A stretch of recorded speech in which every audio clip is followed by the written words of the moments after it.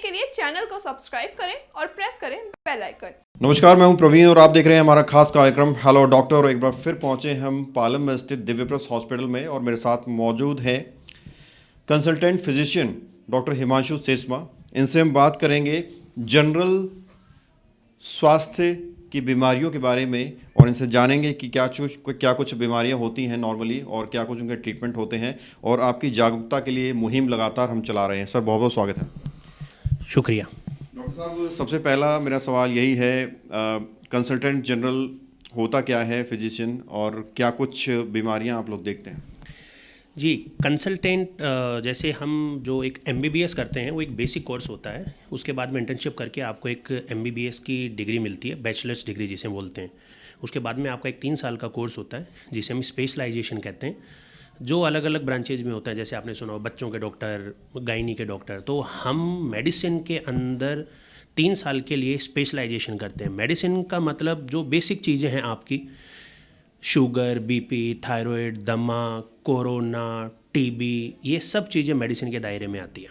Doctor साहब, देश की एक बहुत बड़ी आबादी डायबिटीज़ की बीमारी से जूझ रही है। इंसुलिन की मात्रा का कम हो जाना और उसके बाद जो है डायबिटीज़ की समस्या आने लगना, क्या कुछ इसके सिम्टम होते हैं और कब डॉक्टर को दिखाना चाहिए? क्या इसका कोई परमानेंट इलाज भी है? जी, आपने सही कहा। डायबिटीज़ भारत में गंभीर रूप ले रही है। हमें तो ये तक कहा जाता है कि भारत विश्व की डायबिटीज़ कैपिटल है। डायबिटीज़ 2 तरह से होता है। अगर हम बात करें, एक को हम बोलते हैं टाइप 1, एक को बोलते हैं हम टाइप 2। एक साधारण इंसान की भाषा में, लेमेंस लैंग्वेज में कहें तो टाइप 1 डायबिटीज़ जो होती है वो कम उम्र में 25-30 साल की उम्र से पहले होती है।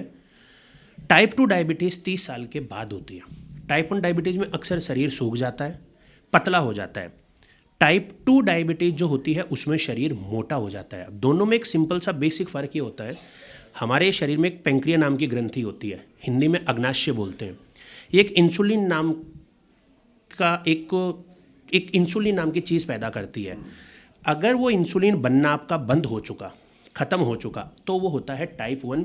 इसमें एक ही इलाज है, वो है इंसुलिन लेना। अगर कोई कहता है कि इंसुलिन के बिना टाइप 1 ठीक हो जाता है तो वो मजाक कर रहा है या उसे नॉलेज नहीं है। दूसरा होता है टाइप 2 डायबिटीज़। उसमें है कि शरीर से इंसुलिन तो सही बन रहा है पर वो सही जगह पहुंच नहीं पा रहा, जिसके अंदर हम ओरल दवाइयाँ जो हम देते हैं, जैसे मेटफॉर्मिन, XYZ और भी चीज़ें हैं, उनसे हम इलाज कर सकते हैं। तो सीधे शब्दों में टाइप 1 डायबिटीज़ में इंसुलिन लेना ही लेना है, कोई इसका ऑल्टरनेटिव नहीं है। टाइप 2 डायबिटीज़ के अंदर हम ओरल दवाइयों से कंट्रोल कर लेते हैं, ज़रूरत पड़ने पे इंसुलिन देना पड़ सकता है। रही बात परमानेंट इलाज की, तो देखिए ये जड़ से ख़त्म होने वाली चीज़ एक बहुत बड़ा मिथ्या है। जड़ से ख़त्म होने का मतलब है कि आपका पेंक्रिया वापस ठीक कर दिया, जिसके चांस हैं कब?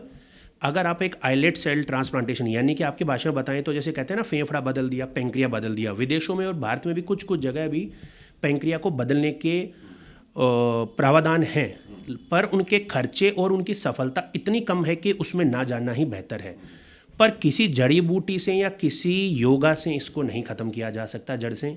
अगर ऐसा होता तो डॉक्टरी बहुत सिंपल हो जाती। डॉक्टर हिमांशु, लोग कहते हैं, डॉक्टर्स भी कहते हैं कि जैसे कि आपने भी कहा कि इसको परमानेंट ठीक करना तो नामुमकिन सा है, लेकिन इसको कंट्रोल किया जा सकता है। कंट्रोल करने के लिए घरेलू उपाय आप कुछ एडवाइस करेंगे हमारे दर्शकों को? जी, definitely this disease can be treated not cured. इसका इलाज है, दवाइयों के सहारे आप बिल्कुल एक नॉर्मल ज़िंदगी बिता सकते हैं। अब तो इतने अच्छे इंसुलिन और दवाइयाँ आ गई हैं कि लोग 50-50 साल से दवाइयाँ खा रहे हैं, कोई दिक्कत नहीं आ रही।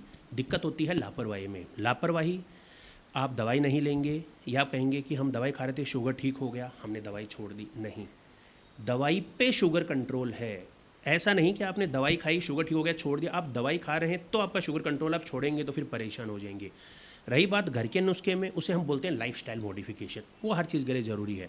टाइम पे सोएं, टाइम पे जगें, बढ़िया हेल्दी फल फ्रूट्स खाएं, जंक फूड से बचें। जंक फूड, तला भुना टाइप का खाना, बर्गर, पिज़्ज़ा, इस तरह की चीज़ ना खाएं। रिफाइंड शुगर्स ना खाएं। नेचुरल फ्रूट्स लें, आम, अमरूद, केला। नेचुरल फ्रूट्स के अंदर जो शुगर होता है वो आपका दिक्कत नहीं करता। व्यायाम करें, हफ्ते के अंदर ज़्यादा भी नहीं तो सिर्फ 45 मिनट, 10 से 15 मिनट रोज़ की ब्रिस्क वॉकिंग एक्सरसाइज कर लीजिए, बहुत है। रही बात आपके और चीज़ों की, तो किताबें कहती हैं आप जैसे करेला खाते हैं, मेथी खाते हैं, ये सब चीज़ें ठीक है, but it is a supplement only.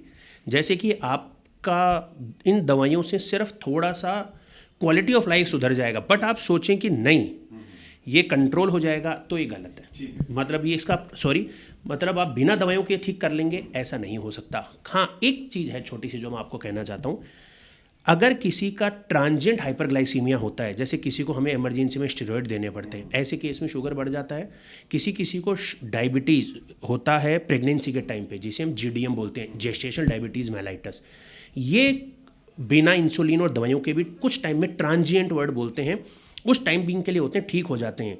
2 लोग आपको ऐसे मिलेंगे जो इससे ठीक हुए हैं और वो फिर कहेंगे कि हमारा जड़ से ख़त्म हो गया। ये एक मिसकंसेप्शन है। प्लीज़ आपसे रिक्वेस्ट है, इसे हटा दीजिए, वरना शुगर, बीपी, थायराइड भारत की 3 ऐसी चीज़ें हैं जो आपको इमरजेंसी में तकलीफ नहीं देती हैं, इसलिए आप इसे हल्के में लेते हैं और आगे चल के इसके इतने नुकसान हो जाते हैं कि फिर चाहकर भी डॉक्टर आपकी मदद नहीं कर पाएगा। डॉक्टर हिमांशु, मेरे सवाल बिना पूछे ही बहुत सारी इन्फॉर्मेशन ऐसी दे रहे हैं जो आपके काम आएगी। डॉक्टर हिमांशु, एक और सवाल मेरा ये है, कुछ लोग अगर ध्यान नहीं देते हैं तो क्या कुछ इसके नतीजे हो सकते हैं डायबिटीज़ के, और इसके अलावा क्या कुछ बीमारियाँ इसकी वजह से बढ़ सकती हैं? ठीक है, इसका एक चीज़ का ध्यान रखिएगा, इसके 3 लॉन्ग टर्म कॉम्प्लिकेशंस होते हैं, न्यूरोपैथी, रेटिनोपैथी, नेफ्रोपैथी। भाषा में बताएं तो गुर्दे, आँख का पर्दा और नसें, इन पे असर करती है।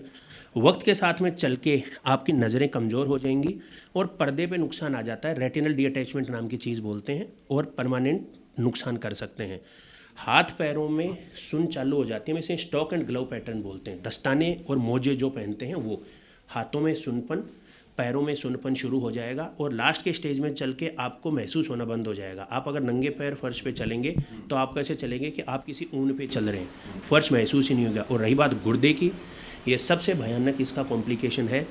आगे चल के नेफ्रोपैथी यानी गुर्दे की खराबी हो जाती है और लास्ट में डायलिसिस जैसी नौबत तक आनी पड़ जाती है। कुछ लोग कहते हैं, जो ड्रिंकर्स होते हैं, वो कहते हैं डायबिटीज़ तो मीठा खाने से होता है, हम तो कड़वी दारू पीते हैं, तो उनको भी कुछ कहना चाहेंगे आप? नहीं सर, ऐसा कहने से कुछ नहीं होता। ये तो कुछ इत्तेफाक होते हैं, जैसे कि किसी ने कहा कि आप ये करने से वो, ये सिर्फ बातें हैं, उनका नाम और कोई नहीं होता। अगर इतना है तो उनको सामने आना चाहिए अपनी मोहर के साथ में, हम भी उनसे सीखें, हम भी सीखने के लिए बैठे हैं। ऐसा कुछ नहीं होता।